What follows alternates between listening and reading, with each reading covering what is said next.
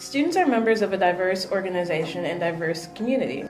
We want to acknowledge and address those differences, but also bring to the surface other differences that we may not have recognized before. This process might prove difficult at first, or a bit awkward. This afternoon, we want to break down stereotypes and make it easier to know one another as full human beings.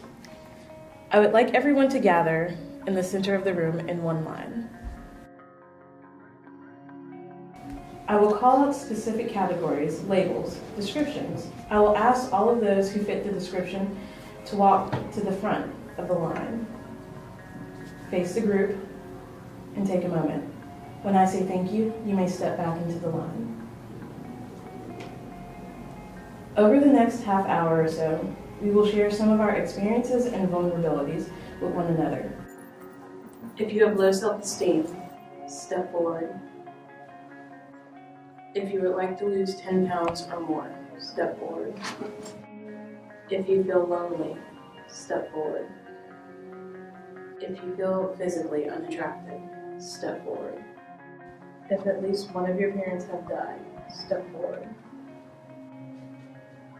If you feel estranged or unconnected from your family, step forward.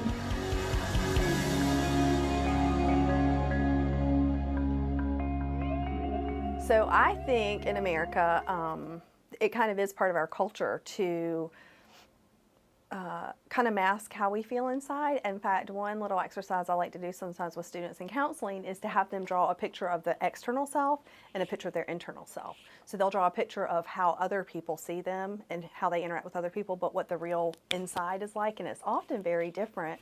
I think our culture really is concerned with how we present ourselves.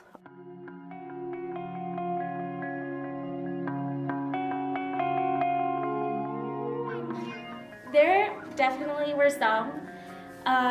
Certainly the suicidal thoughts one is not one people talk about a lot. When I was in high school, I had a really hard time, and I did, in fact, actually try to kill myself.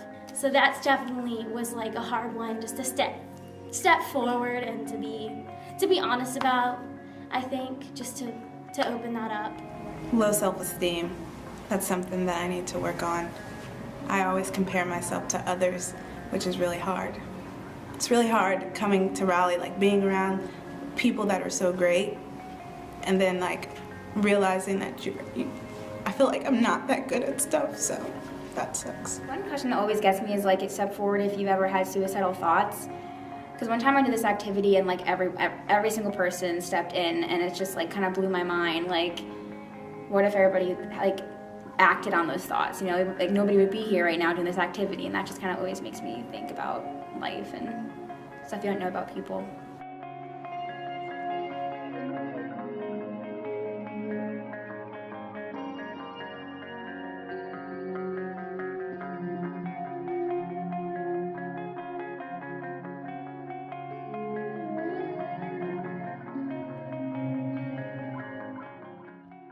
Look at the statistics, because you're clearly not alone.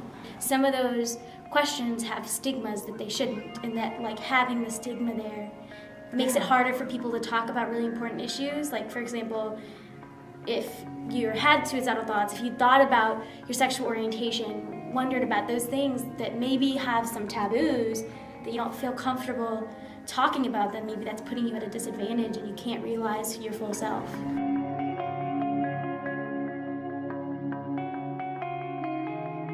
I'm sure people feel the same way.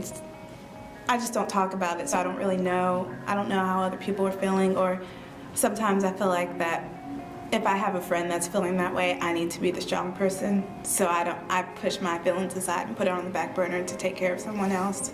That's not really a great thing to do for myself, because I don't have an outlet to like let go and talk about things. Think about how many times someone in a day says, "Hey, how are you?" And what do you almost always say? "I'm fine." Are you really fine? Probably not. If you could use a hug right now, step forward.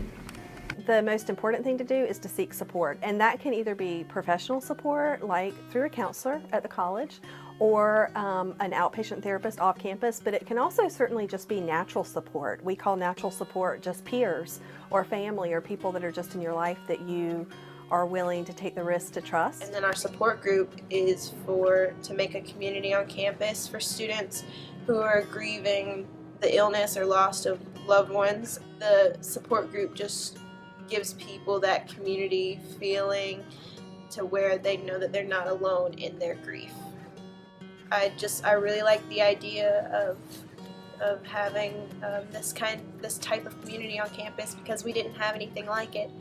Pretty early on in life, I had lost a parent, so that was kind of, no one else I really knew had gone through that, so I was going pretty much to seek someone who had at least been through something with a parent that was at least close to, if not losing a parent.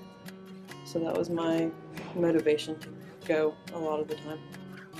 I mean, I feel like I can go there and be myself, which is, I'm a very unique person.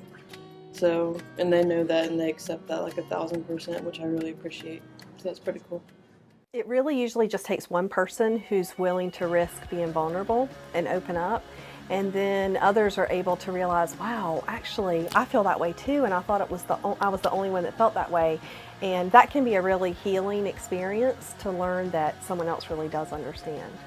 It's not a fight that's easy to do by yourself, and maybe having that support of the community could lead a lot more people to have more successful lives living with these illnesses. I think everyone has problems. I think that if we knew more about what other people were going through, we would just be a kinder society.